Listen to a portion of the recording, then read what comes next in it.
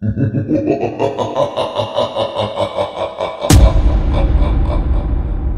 दोस्तों, स्वागत है हमारे चैनल पर। और आज हम लाए हैं आपके लिए एक नई कहानी, काला साया। एंजॉय करें। नीता अपने कॉलेज की परीक्षा होने के बाद अपने गांव जाना चाहती थी, लेकिन उसके गांव जाने के लिए केवल एक ही ट्रेन थी। इसलिए उसने 2 महीने पहले ही टिकट के लिए आवेदन दे दिया था, लेकिन उसके टिकट का स्टेटस अभी तक वेटिंग लिस्ट ही था।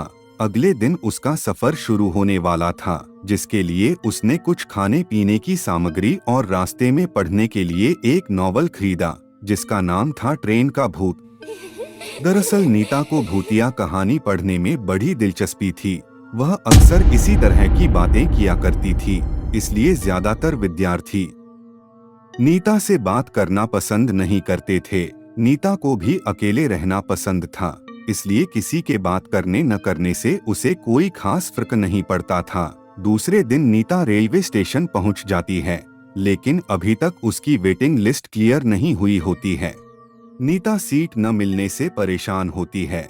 वह सीट के इंतजाम के लिए टिकट चेकर की तलाश कर रही होती है। काफी देर इंतजार करने के बाद जब कोई नहीं आता तो नीता किसी की भी सीट में बैठ जाती है और अपना नॉवल निकालकर पढ़ने लगती है। ट्रेन में यात्रियों का आवागमन चलता रहता है, लेकिन नीता भूतिया किताब में पूरी तरीके से खो चुकी होती है। किताब पढ़ते पढ़ते नीता को 2 घंटे गुजर जाते हैं। तभी ट्रेन में टिकट चेकर आता है और वह नीता से उसकी टिकट मांगता है। नीता अपनी टिकट दे देती है, लेकिन नीता का टिकट वेटिंग लिस्ट होता है। यह देखकर टिकट चेकर नीता से कहता है, क्या तुम सारी रात ऐसे ही बैठे बैठे सफर करोगे? तभी नीता कहती है, नहीं सर, 23 नंबर का बर्थ खाली होने वाला है और सुबह तक उसमें कोई नहीं आएगा। मैं उसी बर्थ में ही सो। नीता की बात सुनकर टिकट चेकर को ताज्जुब होता है, क्योंकि यह जानकारी तो गुप्त है। फिर नीता को यह बात कैसे पता चली कि वह सीट खाली होने वाली है? टिकट चेकर सोच में ही पड़ा होता है कि अचानक नीता कहती है, सिर्फ 1200 रुपए के लिए किसी की जान लेना अच्छी बात नहीं है सर। और यह बात सुनते ही टिकट चेकर के चेहरे का रंग बदल जाता है। वह नीता की बात को अनसुना करके आगे की बर्थ में निकल जाता है। दरअसल नीता जो नॉवल पढ़ रही थी, उसमें भूतों को अपने संपर्क में लाने का मंत्र लिखा हुआ था, जिसे गलती से नीता ने पढ़ लिया था और इसी वजह से नीता के अंदर शैतानी रूह प्रवेश कर चुकी थी। नीता से मिलने के बाद टिकट चेकर बहुत घबरा चुका था। दरअसल 15 दिनों पहले गलती से एक आदमी ट्रेन से गिरकर मर गया था, जिसकी वजह यही टिकट चेकर था। लेकिन यह सिर्फ एक हादसा था। टिकट चेकर अपनी सीट पर बैठा ही होता है कि अचानक नीता बगल में आकर बैठ जाती है। नीता का चेहरा पहले से कुछ डरावना लग रहा था।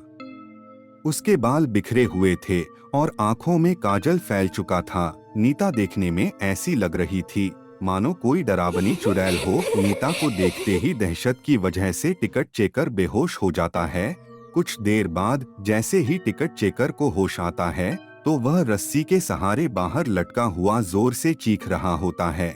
उसकी आवाज सुनकर रेल के सभी यात्री इकट्ठा हो जाते हैं, लेकिन नीता के डरावने चेहरे की वजह से किसी की हिम्मत उसे बचाने की नहीं होती। यात्रियों के बीच में एक भिक्षु भी यात्रा कर रहे होते हैं। वह बहुत देर से आंख बंद करके अपने ध्यान में बैठे हुए होते हैं, लेकिन यात्रियों की चीख पुकार सुनकर उनका ध्यान भंग हो जाता है और वह क्रोधित हो जाते हैं। लेकिन जैसे ही उनकी नजर बाहर लटके हुए टिकट चेकर पर पड़ती है तो वह अपनी जगह से खड़े होकर नीता के पास पहुंचते हैं और ऊंचे स्वर में कहते हैं, तुम उसे छोड़ दो, तुम्हारे साथ न्याय होगा। उनके कई बार बोलने पर भी जब नीता ऐसे ही खड़ी रहती है तो भिक्षु आंख बंद करके खड़े हो जाते हैं और कुछ ही देर में उन्हें पता लगता है कि जब तक नीता के हाथ में यह नॉवल है तब तक भूतिया साया उसके ऊपर से नहीं हटेगा।